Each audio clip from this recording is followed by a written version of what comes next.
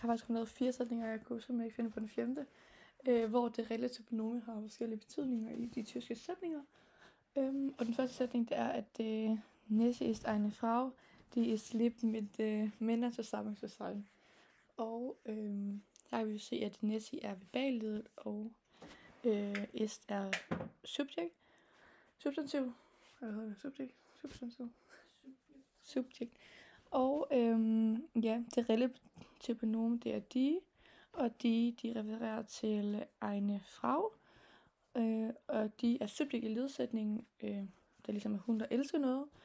Og ja, det står så, det relative pronomen står så i nominativ, fordi det er et subjekt. Og som sagt, så refererer de til eine Frau, og det står i femininum, og det er ental singularis. Så har vi næste sætning, som er sie sucht einen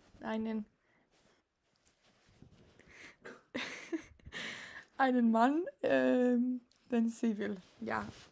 Og der kan man så se, at sige det verbalet, og sug det er hvad hedder det nu? Subjekt. Og ja, den er relativ pronomen, og det står i akkusativ, fordi det er et objekt. Ja, og det henviser til eine Mann, som er maskulinum og er ental. Og så har vi en mere her, som en ny sætning, som er sie redet mit einem Mann mit dem sie lagt. Og der er sie verbalet, og redet er subjekt, og det relative pronomen er mit dem, og det står i dativ, fordi at mit bruger dativ, og det refererer til eine Mann, som er maskulinum og ental.